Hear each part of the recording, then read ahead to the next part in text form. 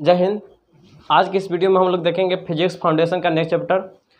इससे पिछला क्लास आपको दिए थे फिजिक्स फाउंडेशन का, जिसमें हम लोग देखे थे एक चैप्टर है फिजिक्स का कार, ऊर्जा और शक्ति, जिसे इंग्लिश में कहा जाता है वर्क, पावर एंड एनर्जी। उसे कंप्लीट रूप से देखे थे। तो साथियों, हम आपसे गुजारिश करेंगे, रिक्वेस्ट करेंगे कि वीडियो को लास्ट तक देखिए। अगर आपको वीडियो अच्छा लगता है तो वीडियो को लाइक कीजिए, दोस्तों तक शेयर जरूर कीजिए, क्योंकि वीडियो बनाने में मेहनत लगता है। तो मेहनत लगता है तो आपको अगर लगता है कि ना सपोर्ट करेंगे तो चैनल को सब्सक्राइब कीजिएगा, ठीक।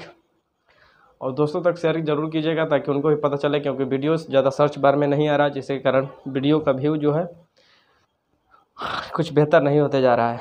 तो हम आपसे गुजारिश करेंगे कि जहाँ तक समय वहाँ तक का वीडियो को शेयर कीजिएगा और अपने दोस्तों को बताइएगा। तो चलिए, बिना समय को व्यर्थ करते हुए आपसे ज़्यादा कुछ ना कहेंगे कि चैनल के ललका बटन पर फान के बैठ जाइए, चाहे क्या कीजिए।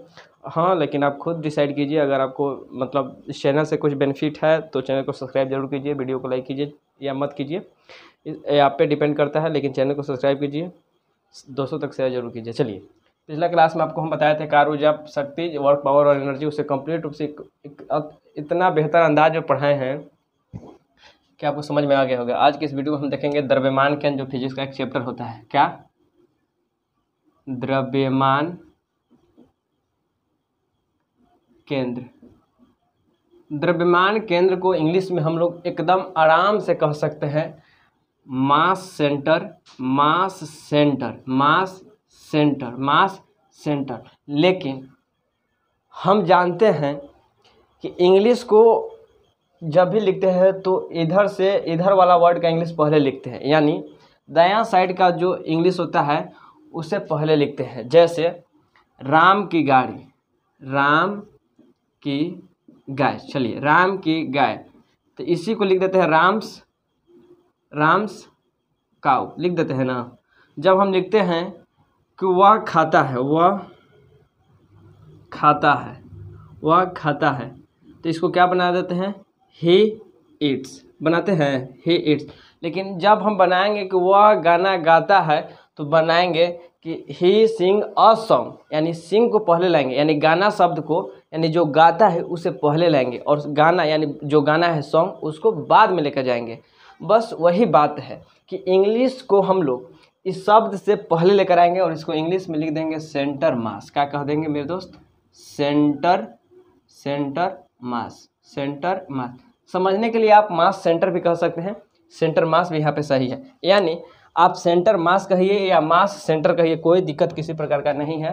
बस यही बात आपको बताया कि इंग्लिश में जो लास्ट वाला लेटर होता है उसका इंग्लिश पहले लिखते हैं। जैसे कि हम लोग ट्रांसलेट भी बनाते हैं, जब हम लोग ट्रांसलेट भी बनाते हैं, राम आम खाता है, जैसे राम आम खाता है, राम आम खाता है, तो क्या लिखते हैं?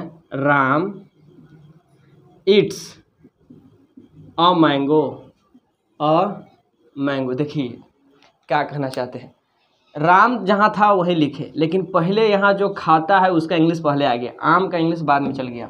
यानी इंग्लिश को जब भी हम लोग सोल्व करते हैं, यानी इंग्लिश को जब भी हम लोग बनाते हैं, इंग्लिश से हिंदी करते हैं, यानी हिंदी से जब इंग्लिश करते हैं, तो इधर वाला वर्ड को 90%, हमेशा नहीं 90% जो शब्द है वो पहले आता है और इधर से बनना स्टार्ट होता है। राम सब्जेक्ट है, इसको यहीं छोड़ दिए, खाता है यहाँ पे क्रिया है, इसको पहले लेके आ गए, वर्ब है, और आम यहाँ पे ऑब्जेक्ट है, आम को उधर कर दिए। यानी कहने का सेंस है कि इधर से इंग्लिश हम लोग बनाना स्टार्ट करते हैं। आप स्पोकन इंग्लिश का क्लास भी देखेंगे तो वहाँ भी बताता है कि आप इंग्लिश को इधर से धड़ाक से पकड़ के इधर से इंग्लिश लिखना स्टार्ट कर दीजिए। बस एक ही सिंपल सा बात है। बस वैसे ही जैसे यहाँ पे कहें कि द्रव्यमान केंद्र या सेंटर मास कहिए या मास सेंटर कहिए, किसी प्रकार की कोई दिक्कत नहीं है।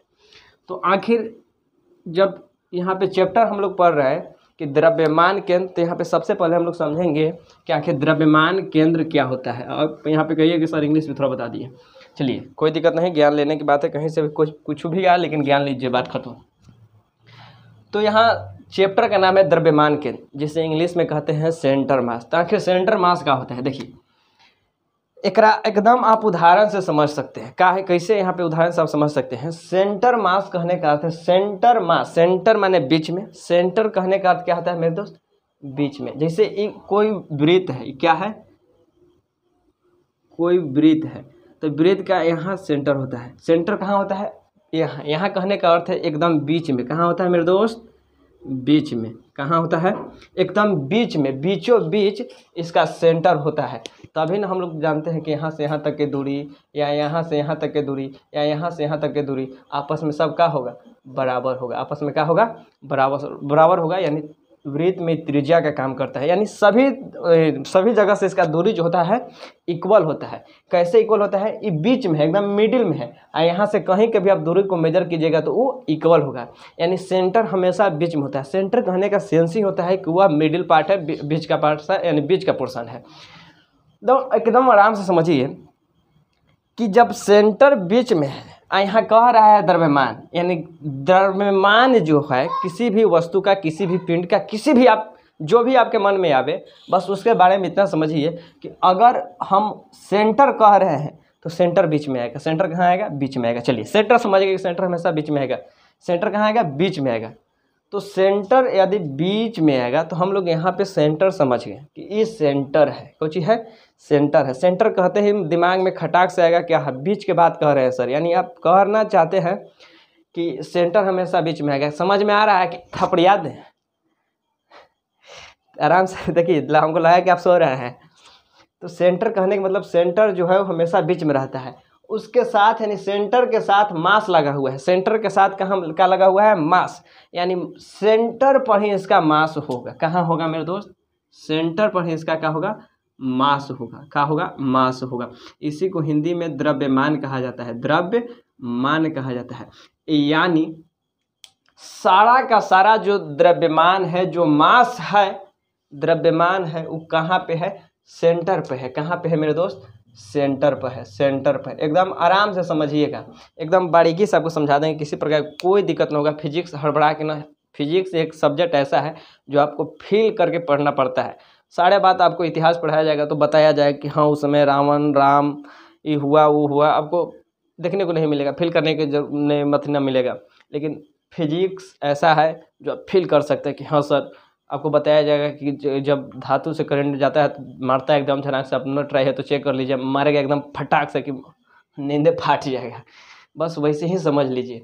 कहने का अर्थ है कि सेंटर मास, सेंटर मास जिसे इंग्लिश में, सेंटर मास को हिंदी में कहा गया द्रव्यमान केंद्र। यानी इस पॉइंट को हम लोग कह दिए, जो बीच में था, इसी को कह दिए हम लोग सेंटर। क्या कह दिए? सेंटर। इसी को हिंदी में कह दिए केंद्र।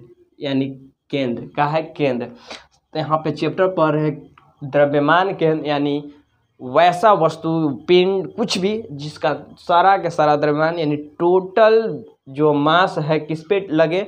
वह सेंटर पर लगे, केंद्र पर लगे, द्रव्यमान केंद्र कहलाता है। यानी किसी भी पिंड का समस्त द्रव्यमान, इसका आप एक लैंग्वेज में लिखना चाहें तो लिख सकते हैं। क्या लिख सकते हैं मेरे दोस्त? इधर आप आराम से देख लीजिए कि अगर आप एक लैंग्वेज, देखिए समझने के लिए सुनना जरूरी है। जब तक आप सुनिएगा नहीं केयरफुली तब तक आप समझिएगा नहीं। लेकिन हर जगह आपको समझाने की ज़रूरत नहीं है। अगर आपको कुछ मतलब किसी को बताना है इसी बात को, तो आप उसे अपने लैंग्वेज में, अपने लफ्ज़ों में कह के उनको समझा दीजिएगा। लेकिन जब आप कॉपी में लिख कर रहिएगा, जब आप क्या कीजिएगा? कॉपी में लिख कर रहिएगा। कहीं पे एग्ज़ाम दीजिए, रिटन एग्ज़ाम दीजिएगा तो वहाँ पे तो आपको लिखना पड़ेगा। उनको तो आप सामने से बता नहीं रहे हैं कि हाँ सर, सेंटर पर अगर टोटल का टोटल मास लगे तो उसे हम सेंटर मास कहेंगे, यानी द्रव्यमान केंद्र कहेंगे। तो उनको लिख कर बताना होगा, लिख कर दे देना होगा कि अगर वो टीचर जो है चेक करे, देखे, तो उनको पता चल जाए फीलिंग से ही कि मेरा जो स्टूडेंट है क्या लिखना चाह रहा है, क्या बताना चाह रहा है। बस वैसे ही अगर आपसे कोई पूछे कि बताइए द्रव्यमान केंद्र क्या होता है? द्रव्यमान केंद्र, जिसे इंग्लिश में कहा जाएगा सेंटर मास। सेंटर मास कहने का सेंस है मेरे दोस्त, वैसा पिंड या वस्तु जिसका समस्त द्रव्यमान केंद्र पर लगे द्रव्यमान केंद्र कहलाता है। द्रव्यमान केंद्र कहलाता है, द्रव्यमान केंद्र कहलाता है। इसी बात को आप यहाँ पे हम आपके सामने लैंग्वेज में लिख दिए। लैंग्वेज में लिखना जरूरी होता है ताकि आपको कहीं लिखने की ज़रूरत पड़ जाए, कि कहीं लिखने का नौबत आ जाए तो आप आराम से लिख सकते हैं। लेकिन समझने के लिए समझ जाइए कि अगर सारा के सारा जो मास है द्रव्यमान है, सेंटर पे लगे, सेंटर पर एक्ट करे, द्रव्यमान केंद्र कहलाते हैं। तो कहिएगा कि सर इसका उदाहरण आप बताइए, इसका उदाहरण से आप समझाइए हमको क्या कि सारा का सारा द्रव्यमान केंद्र पर कैसे लगता है और न लगता है तो क्या होता है। देखिए गौर से, जब हम लोग बाल्टी का यानी बाल्टी से बैकेट से पानी उठाते हैं तो अपने दूसरे हाथ को हम इस तरीके से फैला देते हैं। मान लेते हैं यहाँ पे अगर हम बाल्टी में, देखिए यहाँ पे बाल्टी भी आ गया, यहाँ पे बाल्टी भी है, देखिए बाल्टी भी है। अगर इस बाल्टी में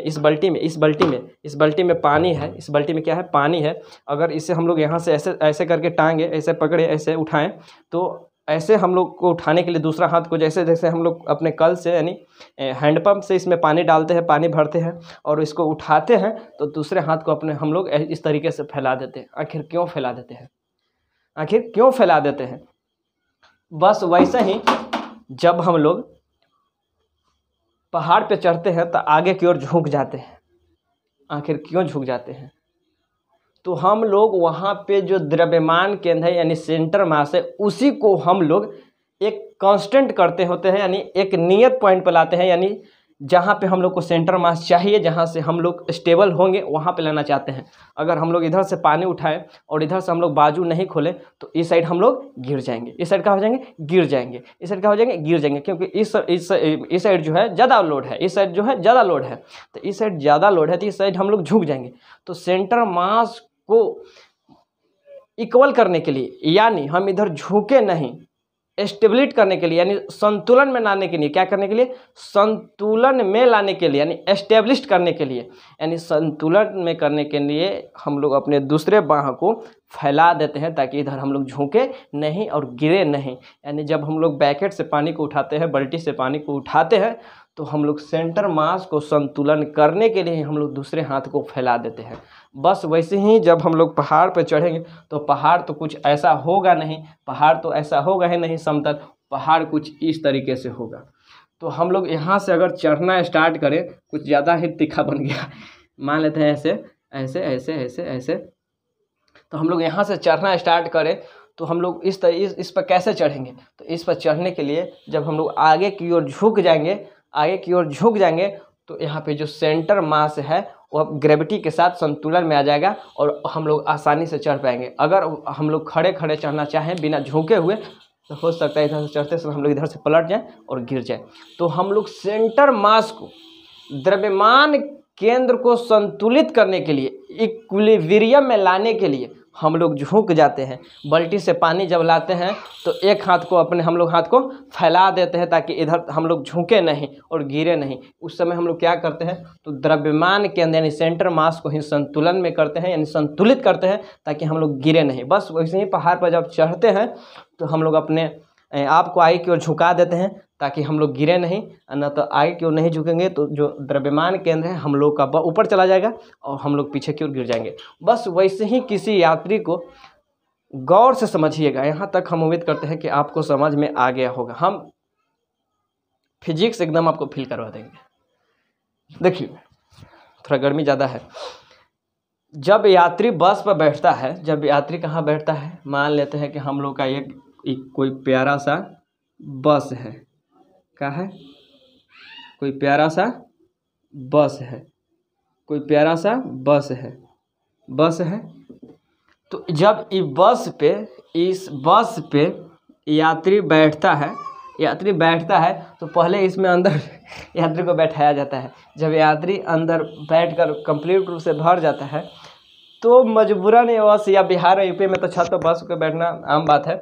जब इस छत पर बस मतलब बैठा जाता है तो यात्री को, यानी जो इस गाड़ी पर बैठेगा उसे तो हम लोग यात्री ही कहेंगे, पैसेंजर ही कहेंगे। तो उस यात्री को बताया जाता है कि आप छत पे जाके आराम से बैठ जाइएगा, खड़ा मत होइएगा। देखिए आखिर खड़ा होने का परमिशन यानी उसको, उस व्यक्ति को, जो यात्री है, जो पैसेंजर है, आखिर उसे छत पे खड़ा होने का अनुमति नहीं दिया जाता है। आखिर क्यों? जबकि वह बस के अंदर आराम से खड़ा हो सकता है, किसी प्रकार का कोई दिक्कत नहीं है। लेकिन जब वही व्यक्ति छत पे जाता है, यानी कहाँ के छत पे? घर के छत पे नहीं, बस के छत पे जाता है, यानी जब बस के छत पर जाता है तो उसको खड़ा होने का परमिशन नहीं दिया जाता है। अगर डहेंडलाई करके अपने से खड़ा होगा तो क्या होगा वो खुद समझेगा।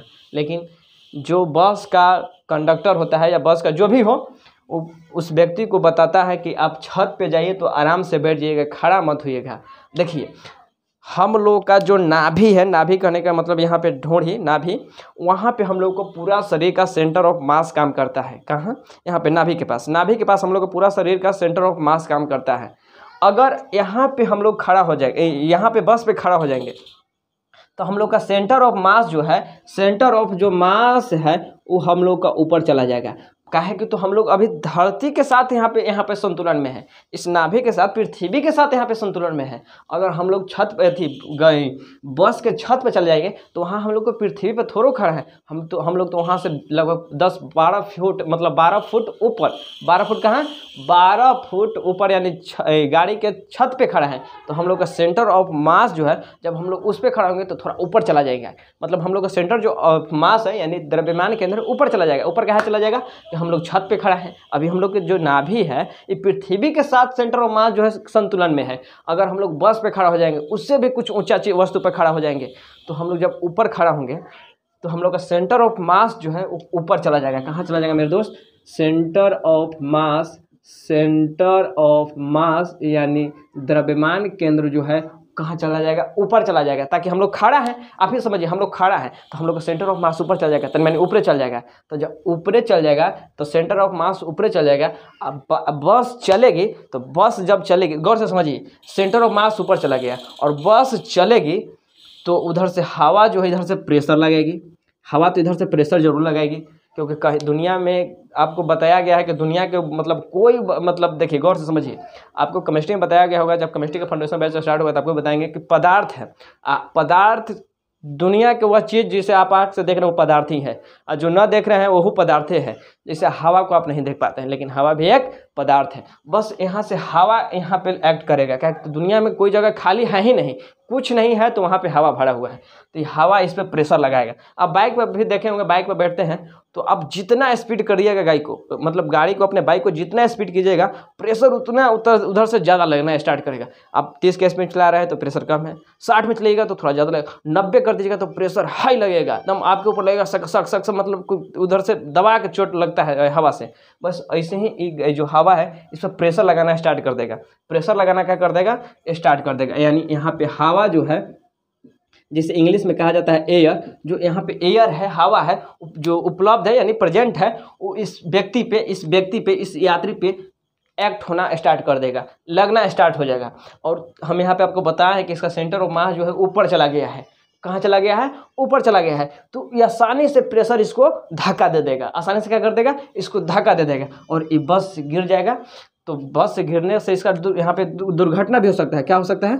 दुर्घटना भी हो सकता है। क्या हो सकता है? दुर्घटना हो सकता है। क्या हो सकता है मेरे दोस्त? दुर्घटना हो सकता है। तो इसी कारण यहाँ पे इस व्यक्ति को कहा जाता है कि आप छत पे जाके खड़ा मत होइएगा। अगर इतना बात उसको वहाँ बताने लगेंगे कि आपका सेंटर ऑफ मास ऊपर चला जाएगा, जिससे प्रेशर और ज़्यादा एक्ट होने लगेगा, जिसके कारण आप गिर जाइएगा तो दुर्घटना हो जाएगा, इतना सारा बात वहाँ पे बताने की ज़रूरत नहीं है। आप सीधा सीधे कहिएगा कि आप छत पे जाके, यानी बस के छत पे जाके आप खड़ा मत होइएगा। काहे नहीं खड़ा होइएगा? कि आपका सेंटर ऑफ मास जो है ऊपर चला जाएगा, और आप सेंटर ऑफ मास ऊपर जाएगा तो आप ऐसे ही असंतुलन में हो गए। जब सेंटर ऑफ मास नीचे जाता है तो संतुलित बढ़ती है। जैसे अगर आप खड़ा हैं, ऐसे पीछे से धक्का दे दिया जाएगा एक बैग, तो आप गिर जाएगा, लेकिन बैठे हुए हैं तो धक्का देने से आप नहीं गिरिएगा। क्यों? क्योंकि आप जो संतुलन है, संतुलन आप पृथ्वी के साथ ज़्यादा कर दिए, सेंटर ऑफ मास को आप नीचे कर दिए, बैठ गए हैं। तो जब आप बैठ गए तो सेंटर ऑफ मास नीचे चला गया है। जब सेंटर ऑफ मास नीचे चला गया है तो आप ज़्यादा संतुलित है, ज़्यादा क्या बोलते हैं,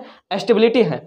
तो अब जब आप ज़्यादा स्टेबल हैं, यानी जब आप ज़्यादा स्टेबल हैं, ज़्यादा संतुलित है नीचे बैठकर, तो आपको धक्का दिया जाएगा तो आप नहीं गिरेगा, लेकिन खड़ा है अगर एक बैग ऐसे धक्का दे दिया जाए तो गिर जाइएगा। तो कहने का मतलब कि सेंटर ऑफ मास जितना पृथ्वी के करीब जाता है उतना स्टेबिलिटी जो है बढ़ता है। यानी यहाँ पे हम कह सकते हैं कि जितना हम ग्रेविटी के पास जाते हैं उतना हम लोग का जो सेंटर ऑफ मास है क्या बोलते हैं, सेंटर ऑफ मास, द्रव्यमान केंद्र बढ़ता है। क्या होता है? बढ़ता है। यानी जब हम लोग पृथ्वी पर एकदम पूर्णतः आराम से पलाथी मार के बैठ जाएंगे तो हम लोग का सेंटर ऑफ मास सबसे ज़्यादा हो जाएगा, यानी हम लोग वहाँ पे ज़्यादा स्टेबल हो जाएंगे। सेंटर ऑफ मास जो है वहाँ पे ग्रेविटी पे स्टेबल हो जाएगा, ताकि हम लोग वहाँ पे आराम से बैठ जाएंगे और नहीं गिरेंगे। गाड़ी पे हम लोग खड़ा होंगे, तो अभी बताया कि गाड़ी पे जब खड़ा होंगे तो हम लोग देखिए पृथ्वी यहाँ पे थी, यहाँ पे सरफेस यहाँ पे थी, यहाँ से इतना ऊंचा हम लोग बस पे है, बस के बाद हम लोग का सेंटर ऑफ मास ऊपर चला गया, इधर से प्रेशर लग रहा है तो प्रेशर और ज़्यादा लगेगा, क्या कि तो सेंटर ऑफ मास हम लोग का और ऊपर चला गया है। तो जब सेंटर ऑफ मास जितना ऊपर जाएगा प्रेशर उतना ज़्यादा लगेगा, यानी सेंटर ऑफ मास जो है यानी CG, सेंटर ऑफ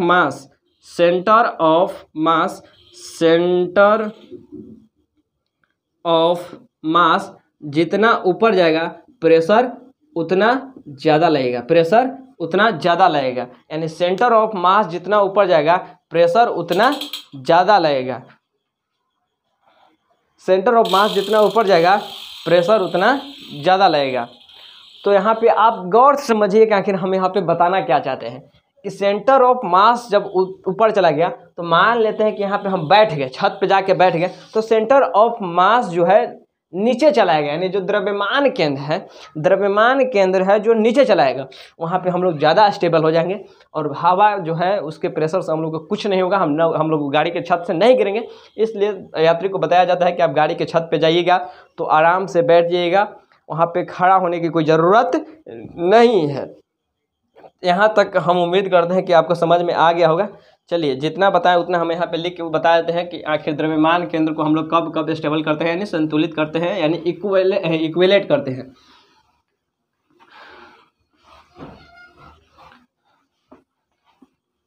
देखिए कब कब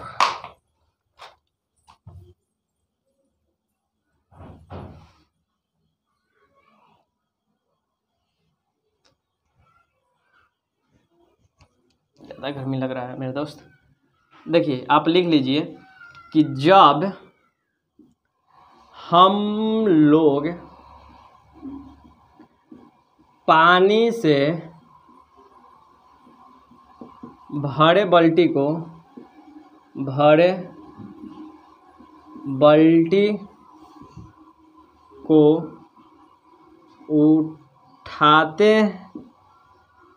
हैं तो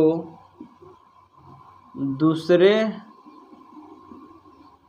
हाथ को फैला देते हैं, दूसरे हाथ को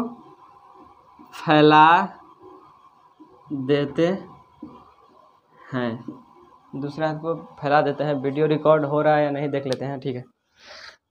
जब हम लोग पानी से भरे बाल्टी को उठाते हैं तो दूसरे हाथ को फैला देते हैं। अभी आपको बताया कि जब इधर से हम लोग बाल्टी को उठाते हैं तो इधर हम लोग अपने हाथ को फैला देते हैं। और साथ ही आपको बताएं कि जब हम लोग पहाड़ पर चढ़ते हैं, जब हम लोग पहाड़ पर चढ़ते हैं तो आगे की ओर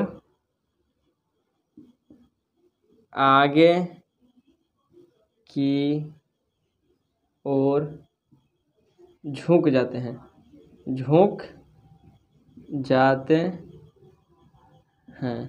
आगे की ओर झुक जाते हैं। साथ ही यहाँ पे तीसरा लिख लीजिए कि यात्री को बस के छत पर खड़ा होने का जो परमिशन है उसे नहीं दिया जाता है, यानी खड़ा होने के लिए नहीं बोला जाता है, खड़ा होने के लिए होने के लिए नहीं बोला जाता है, नहीं बोला जाता है, बोला जाता है, नहीं बोला जाता है। तो यहाँ तक आप नोट डाउन कर लीजिए। इसके बाद हम लोग देखेंगे टॉर्क। तो चलिए इसे नोट डाउन कर लीजिए, तब उसके बाद हम लोग इसे सॉल्व करके आगे बताते हैं आपको। चलिए इसे मिटाते हैं।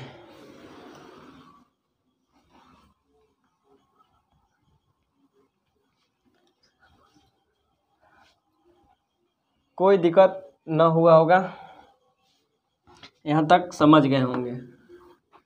बोलिए समझ गए, यहाँ तक कोई दिक्कत? इसके बाद हम लोग यहाँ देखेंगे बल आघूर्ण।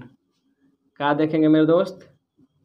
बल आघूर्ण, जिसे इंग्लिश में कहा जाता है टॉर्क, जिसे इंग्लिश में क्या कहा जाता है? टॉर्क। देखिए आखिर बल आघूर्ण क्या होता है। हम आपको बताएं कि मतलब 80% जो नाम होता है उसी नाम में उसका डिफिनेशन छुपा हुआ होता है। बस आपको समझने का ज़रूरत है। जैसे सेंटर मास समझ गया, द्रव्यमान केंद्र समझ गया, बस वैसे ही बल आघूर्ण आखिर क्या होता है, इसका नाम में ही इसका डिफिनेशन या इसको समझने के लिए हाइड है, छिपा हुआ है। बस आपको एक बार बता देंगे, दोबारा खुद ही समझिएगा कि आखिर बल आघूर्ण होता क्या है। कोई दिक्कत? चलिए, बल आघूर्ण कहने का मतलब होता है, एक आप उदाहरण के तौर पर समझिए कि ये कहीं दीवार है। क्या है? दीवार है। क्या है? दीवार है।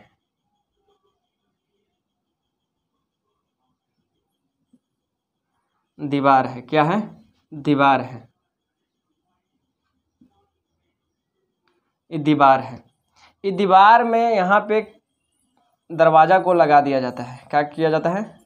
दरवाज़ा को लगा दिया जाता है क्लिपिंग करके। क्या करके? क्लिपिंग करके। क्या है? गेट है। गेट है या दरवाज़ा है। क्या है? दरवाज़ा है। दरवाज़ा है, वाजा है, यानी दरवाज़ा है। एकदम आराम से देखिए, कौन चीज़ है मेरे दोस्त? दरवाज़ा है। कौन चीज़ है? दरवाज़ा।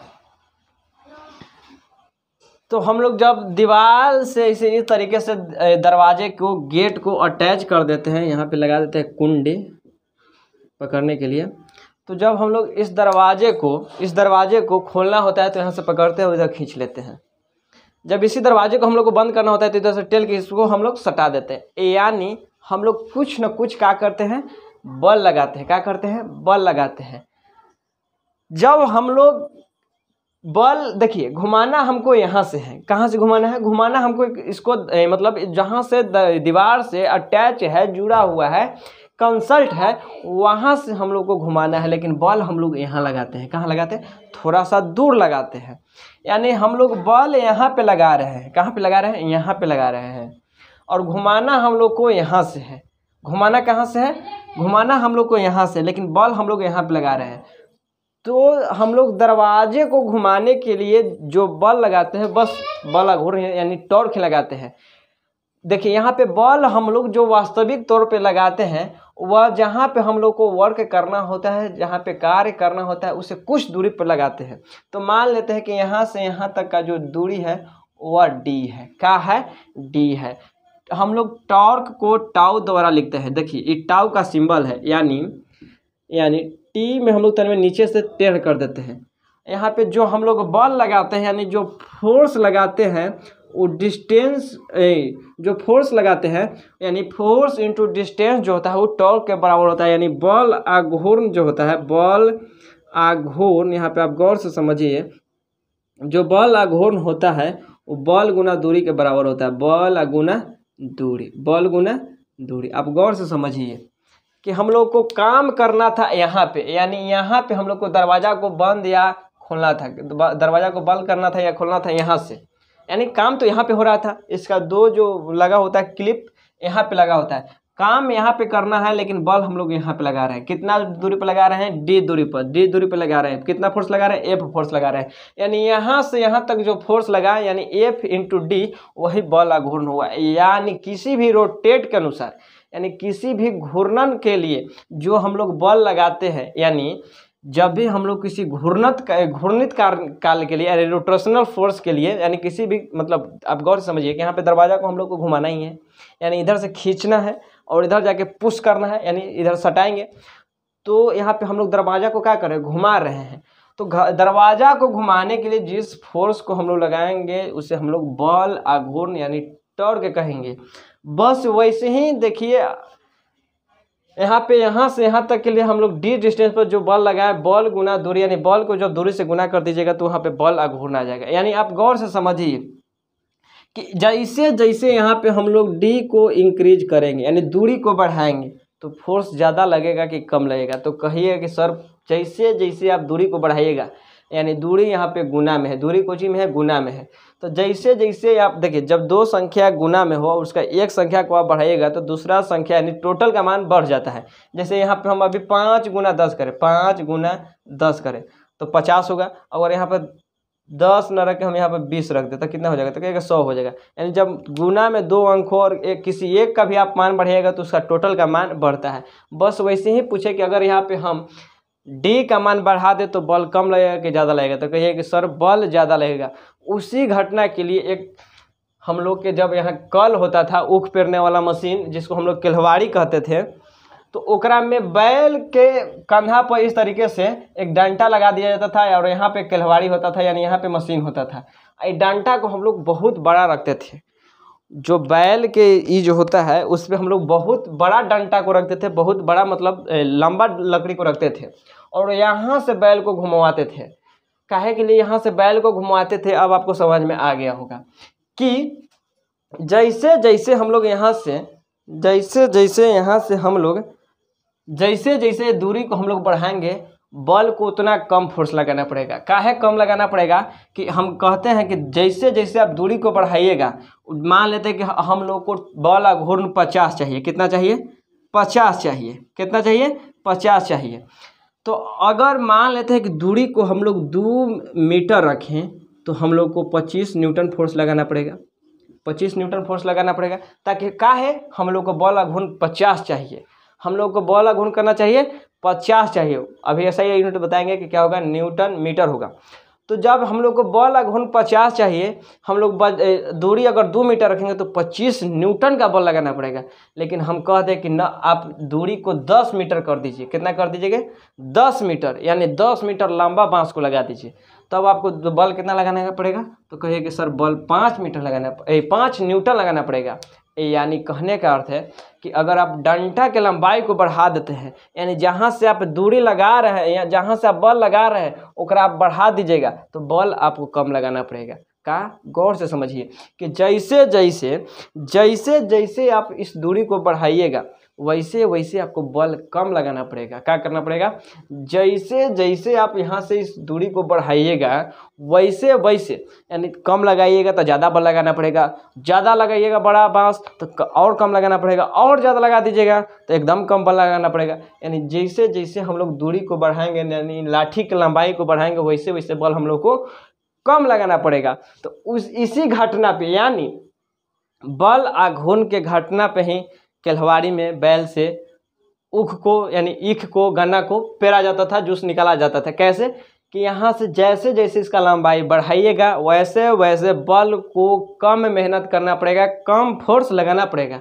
बस वही घटना दरवाजा में है। जैसे आप गौर से समझिए कि ये यहाँ पे हम लोग इसको यहाँ से दीवार से लगा दिए।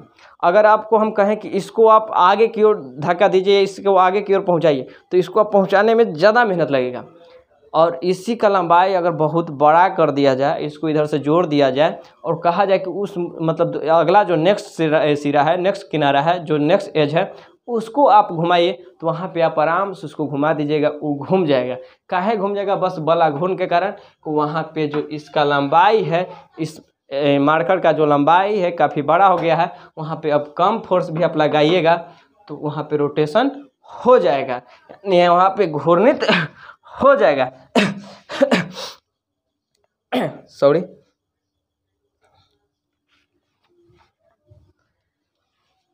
घूर्णित हो जाएगा तो आराम से वहाँ पे घूम जाएगा, किसी प्रकार का कोई दिक्कत न होगा। देखिए यहाँ पे हम लोग एक साइड पर किनारा पर बल लगाते हैं। देखिए पहले यहाँ पे समझिए कि यहाँ बल घूर्ण का ऐसा मात्रक का होगा, तो बल घूर्ण को हम लोग टाउ से लिखते हैं। टाउ का ऐसा ही मात्रक जो होगा, अब बताइए फोर्स का यानी बल का ऐसा ही मात्रक न्यूटन, गुना है तो गुना रख दीजिए, दूरी के लिए मीटर यानी न्यूटन इंटू मीटर, किसका ऐसा ही मात्रक होगा, टाउ के लिए यानी फोर्स के लिए। यहाँ पे हम लोग सिंगल बल लगा रहे थे, मतलब एक ही साइड पर ना बल लगा रहे थे मेरे दोस्त, इस साइड पे बल लगा रहे थे। जैसे ही यहाँ पे केवाड़ी लटका हुआ है, दरवाज़ा लटका हुआ है, तो यहाँ पे हम लोग बल लगा रहे थे कि बल हम लोग इस साइड पर बल लगा रहे थे, बस वैसे ही यहाँ पे हम लोग सिंगल बल लगा रहे थे।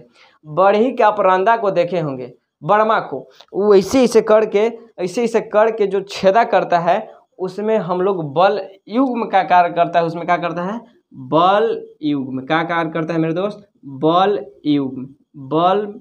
युग्म जिसे कहते हैं टॉर। बल यानी युग्म मतलब पेयर फोर्स, क्या पेयर फोर्स का है का मतलब कि देखिए हम लोग कैसे काम वो करता है रंदा, जिसको कहते हैं रंदा ही कहते हैं, बर्मा कहते हैं। उसको अगर ऐसे कीजिएगा तो इधर से फोर्स दीजिए और फिर उधर से खींचिए, यानी दीजिए और खींचिए। देखिए मान लेते हैं कि हम लोग को यहाँ कहीं गड्ढा करना है, यहाँ पे छेदा करना है, तो ये मान लेते हैं कि बर्मा है, तो यहाँ से यहाँ तक इस बर्मा की लंबाई है, तो हम लोग को क्या करना पड़ेगा, इसको दो तरीके से कर सकते हैं। या तो ऐसे धक्का दीजिए खींचिए, या इसको भी यहाँ से पकड़ लीजिए और इसको भी यहाँ से पकड़ लीजिए और यहाँ से इसे घुमाना पड़ेगा, यानी दोनों साइड पर बल लगाना पड़ेगा। यहाँ भी बल लगाना पड़ेगा और यहाँ भी बल लगाना पड़ेगा। अगर यहाँ पे हम लोग क्लॉकवाइज लगा रहे हैं तो यहाँ पे हम लोग को यहाँ भी क्लॉकवाइज लगाना पड़ेगा, यानी एक को खींचना होगा, एक को धक्का देना होगा, एक को खींचना होगा, एक को धक्का देना होगा। अगर एक को इधर खींचे और एक को इधर खींचे तो कोई लाभ ना होगा, यानी दोनों तरफ हम लोग को सेम डायरेक्शन में फोर्स लगाना होगा। यानी देखिए एकरा से खींचेंगे, एकरा से धक्का देंगे, यानी एकरा से क्या करेंगे, खींचेंगे, एकरा से धक्का देंगे, दोनों फोर्स एक ही डायरेक्शन में काम किया कि नहीं किया, एक ही दिशा में लगा कि नहीं लगा। तो इसी फोर्स को, यानी जब दो फोर्स हम लोग एक साथ लगाते हैं उसी को हम लोग कहते हैं बल युग्म। युग्म का मतलब ही होता है पेयर, यानी जोड़ा। चप्पल हमेशा युग्म में होता है। कैसे होता है, युग्म में होता है, पेयर में होता है। चप्पल जूता जो होता है वो हमेशा पेयर में काम करता है। बस वैसे ही जब हम लोग को यहाँ पे गौर से समझिए कि फोर्स कुछ इस तरीके से लगाते हैं, एक से खींचते हैं, एक से धक्का देते हैं, यानी दो फोर्स एक साथ साथ लगाते हैं। इसी दो फोर्स को हम लोग बल युग्म कहते हैं। क्या कहते हैं, बल युग्म कहते हैं। चलिए यहाँ तक आपको जो जो अच्छा लगा होगा नोट डाउन कर लीजिए। उसके बाद इससे रिलेटेड एक न्यूमेरिकल आपको हम बताते हैं। सॉरी, यहाँ पे बल घूर्ण का आपको हम डिफरेंशियल लिखवा देते हैं।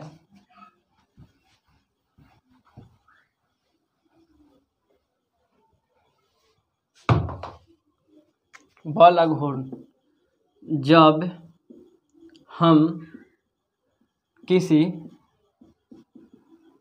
घूमने वाली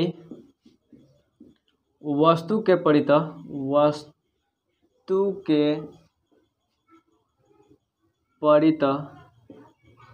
बल लगाते हैं,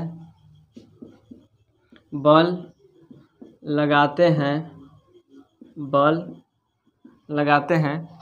अघूर्ण कहलाता है। बल अघूर्ण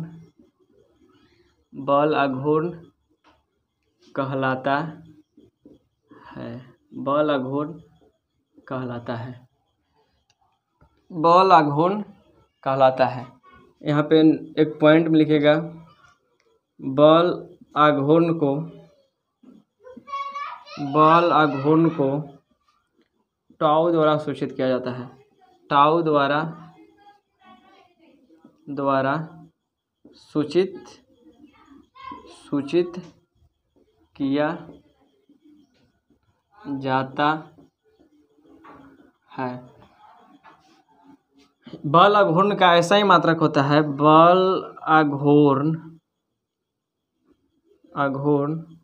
का ऐसा ही मात्रक न्यूटन मीटर होता है। बल और घूर्ण के लिए फार्मूला यहाँ पे आपको लिख दिए हैं कि टाउ बराबर एफ इंटू टी होता है। बल और घूर्ण के लिए बल गुना दूरी होता है। बस वैसे यहाँ पे आपको देख लीजिए कि बल युग्म क्या होता है।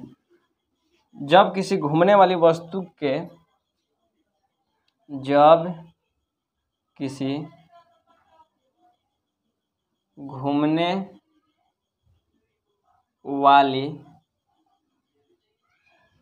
वस्तु के या कुछ भी हो, घूमने वाली वस्तु के दोनों किनारा पर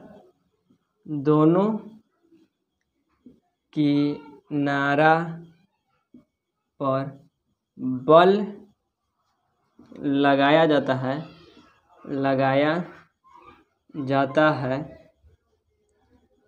बल युग्म कहलाता है। बल युग्म कहलाता है। बल युग्म कहलाता है। चलिए इसके बाद एक न्यूमेरिकल आपको बताने के लिए हम बोल रहे थे, न्यूमेरिकल बताते हैं। इसे नोट डाउन कर लीजिए आप वीडियो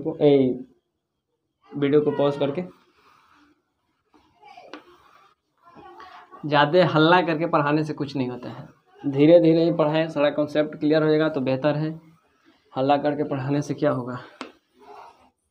देखिए एक क्वेश्चन अगर आप बना लेते हैं तो हम समझ जाएंगे कि आप आराम से समझ गए कि आखिर बल और घूर्ण का होता है। क्वेश्चन है यहाँ पे एक आप न्यूमेरिकल देखिए, क्या देखिए, न्यूमेरिकल देखिए। कोई दरवाज़ा है, क्या है, यदि कोई दरवाज़ा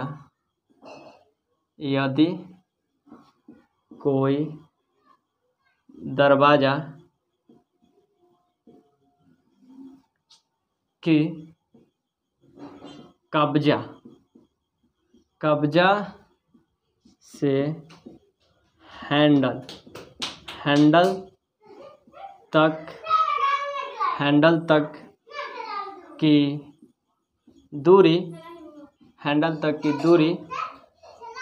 तक की दूरी 2 मीटर है। कितना है, 2 मीटर है। 2 मीटर है तो 2 मीटर है तथा बल जो है 10 न्यूटन लग रहा है। तो आप बल और घूर्ण बताइए। बल और घूर्ण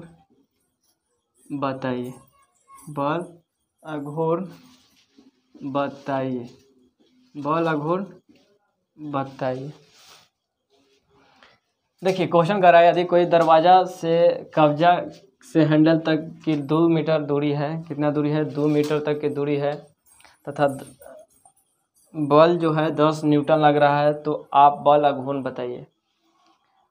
देखिए इस क्वेश्चन में क्या कह रहा है, देख रहे हैं वीडियो रिकॉर्ड हो रहा है या नहीं। हाँ रिकॉर्ड हो रहा है, किसी प्रकार कोई दिक्कत नहीं है। देखिए यदि कोई दरवाज़ा की कब्जा से हैंडल तक की दूरी 2 मीटर है तथा बल जो है 10 न्यूटन लग रहा है तो आप बल और घूर्ण बताइए। गौर से समझिए। अभी बताएं कि कोई दीवार है, क्या है, दीवार है, क्या है, दीवार है। दीवार में 2 कब्जा लगा के केवाड़ी को इस तरीके से टांग दिया जाता है ताकि वह रोटेट करे, मतलब आराम से घूम सके। रोटेट कहने का मतलब दरवाज़ा के ऊपर डिपेंड करता है किस प्रकार का दरवाज़ा है, 1 साइडेड है या 2 साइडेड है। लेकिन आराम से समझिए कि अगर इस तरीके से एक दरवाज़ा है, एक इस तरीके से क्या है, दरवाज़ा है, इस तरीके से दरवाज़ा है, इस तरीके से क्या है, दरवाज़ा है, इस तरीके से इसका हैंडल है, क्या है, हैंडल है। और एक कब्जा मान लेते हैं यहाँ पे बीच में दे दिया गया है। तो आप गौर से समझिए, ये दरवाज़ा है, एकरा कहते हैं कब्जा। जेकर सहारे उ टंगर आता है ओकरा कहते हैं कब्जा। कुछ कहते हैं कि जेकर सहारे इ टंगर आता है ओकरा कहते हैं कब्जा। यहाँ जो पकड़ के हम लोग धक्का देते हैं हैंड, उसको कहते हैं हैंडल। उसको क्या कहते हैं, हैंडल। यानी हाथ से पकड़ने वाला चीज़ जो हम लोग उसको पकड़ के इसी तरीके से धक्का देते हैं, पुश या पुल करते हैं, यानी खींचते हैं या धक्का देते हैं, कुछ भी कर सकते हैं, उसको कहते हैं हैंडल। यानी यहाँ से यहाँ तक का दूरी दिया है 2 मीटर। कितना दिया है, 2 मीटर। कितना दिया है, 2 मीटर। और कहता है कि बल जो है 10 न्यूटन लग रहा है, तो बल आघूर्ण बताइए। एकदम आराम से बना सकते हैं, एकदम आसान है, बनाने की ज़रूरत है ही नहीं। बल आघूर्ण बराबर होता है बल गुना दूरी, दूरी दिया 2 मीटर, बल दिया 10, 10 गुना 20। लेकिन अगर आप एकदम लिख के पन्ना भर के बनाना चाहते हैं, लाल पियर एकदम हरियर कलम से लिख के बनाना चाहते हैं, तो क्या कीजिएगा कि लिखिएगा कि गिवन डाटा है, गिवन डाटा यानी का दिया है, एल का मान दिया है 2 मीटर, का दिया है 2 मीटर, और फोर्स का जो मान है वो दिया है 10 न्यूटन। आपसे पूछ रहा है टाउ, जिसे इंग्लिश में टॉर्क कहा जाता है, टॉर्क, या हिंदी में कहा जाता है बल आघूर्ण, बल आघूर्ण, बल आघूर्ण। तो क्या लिख सकते हैं, बल आघूर्ण बराबर होता है बल गुना दूरी, बल गुना दूरी।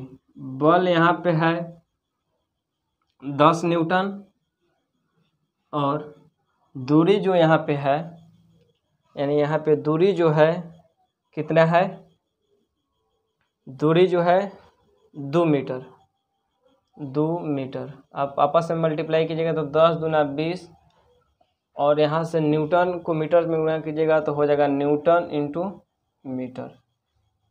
चलिए, इसके बाद आप थोड़ा एक क्वेश्चन हमको बना के दिखाइए तो, कि यदि कोई कब्जा की, यदि कोई दरवाजा की कब्जा से हैंडल तक की दूरी जो है वो 300 सेंटीमीटर है, 300 सेंटीमीटर है, फोर्स जो है 10 न्यूटन ही लग रहा है, तो आप बताइए कि बल आघूर्ण कितना होगा।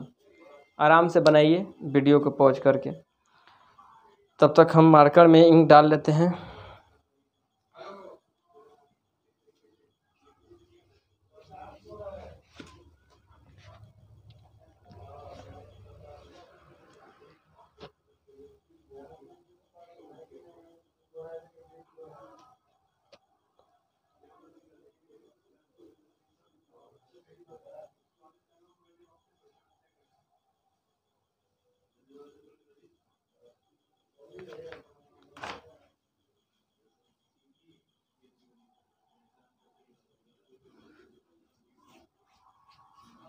देखिए, ये क्वेश्चन आपको हम बनाने के लिए नहीं दिए थे। हम यहाँ पे अगर आप डायरेक्ट उठाएं और यहाँ पे एल के जगह पर 300 सेंटीमीटर रख के बना दिए तो आप गलती कर दिए हैं। हम यहाँ पे आपको इस क्वेश्चन को दिए थे पहचानने के लिए, यूनिट के साथ खेला खेल के। किसके साथ, यूनिट के साथ, यूनिट के साथ, यूनिट के साथ खेला खेल के आपको बताए थे कि देखिए अगर आप वहाँ पे गप से पकड़ लेते हैं कि ऐसा है बात तो सही है, ना तो पकड़ा जाइएगा। देखिए कहने का सेंस है, हम आपको बताए हैं कि बल का जो एसआई मात्रक है, एसआई मात्रक वो न्यूटन होता है। क्या होता है, न्यूटन होता है। क्या होता है मेरे दोस्त, न्यूटन होता है। और बताया थे कि लंबाई के लिए यानी दूरी का जो एसआई मात्रक होता है वो मीटर होता है। क्या होता है, मीटर होता है। हम यहाँ पे दूरी को मीटर में नहीं दिए हैं, 300 सेंटीमीटर में दे दिए हैं। कैसे दे दिए हैं, 300 सेंटीमीटर में हम लोग यहाँ पे दूरी को दे दिए हैं। आप उठे भकवाले यहाँ पे लिख दिए 300 सेंटीमीटर। क्या लिख दिए, 300 सेंटीमीटर। क्या लिख दिए, 300 सेंटीमीटर। कोई दिक्कत नहीं, यहाँ तक आप सही लिखें। लेकिन यहाँ पे आप जब जाके मल्टीप्लाई कीजिएगा 300 गुना 10 तो हो जाएगा 3000 न्यूटन मीटर। बहुत लंबा फोर्स हो जाएगा। लेकिन यहीं पर आप इस सेंटीमीटर को मीटर में बदल दीजिए। काहे बदल दीजिएगा कि यहाँ पे एक जो है ऐसा यूनिट में है, यानी अपने मात्रक में है, और यहाँ पे जो है वो अपने मात्रक में नहीं है, यानी ऐसा ही मात्रक में नहीं है, यह सीजीएस मात्रक में है। आपको बताए थे मेरे दोस्त कि एक होता है CGS, FPS और एक होता है SI सिस्टम। इसी को कहा जाता है MKS सिस्टम। MKS क्या बताए थे कि एक होता है CGS सिस्टम, FPS सिस्टम या SI सिस्टम, जिसको कहते हैं MKS सिस्टम। हम लोग को बताए थे कि एकरा में सेंटीमीटर में द्रव्यमान को नापते हैं, यानी द्रव्यमान को हम लोग सेंटीमीटर में मापते हैं, और वजन को सेंटीमीटर, ग्राम, वजन को हम लोग ग्राम में नापते हैं और समय को हम लोग सेकेंड में मेजर करते हैं। बस वैसे ही FPS पद्धति में हम लोग लंबाई को फुट में मेजर करते हैं, द्रव्यमान को पाउंड में मेजर करते हैं। जैसे हम लोग अपने यहाँ केक जो ले आते हैं पाउंड में ले आते हैं, 1 पाउंड बराबर होता है 0.453, लगभग 450 ग्राम। तो कहने का सेंस है कि द्रव्यमान को फुट में, द्रव्यमान को कुछ यहाँ पे गलती किए हैं, CGS सेंटीमीटर ग्राम सेकेंड, यानी वही सोच रहे हैं बार बार कि यहाँ पे जो C है जो सेंटीमीटर लंबाई को माप रहा है, किसको नाप रहा है? लंबाई को। और G जो है वजन को यानी द्रव्यमान को मेजर कर रहा है, किसको मेजर कर रहा है? वजन कहने का सेंस है द्रव्यमान को, किसको? द्रव्यमान को। तो F मतलब फुट जो लंबाई को मेजर करेगा, P मतलब पाउंड जो द्रव्यमान को मेजर करेगा, S जो सेकेंड, और यहाँ पे MKS, M मतलब मीटर, K मतलब MKS सिस्टम जो जिसमें M लंबाई के लिए मीटर है, द्रव्यमान के लिए किलोग्राम है और समय के लिए सेकेंड है, यानी MKS सिस्टम। देखिए इसी सिस्टम को बाद में SI सिस्टम घोषित कर दिया गया। तो SI सिस्टम सब क्या समझते हैं?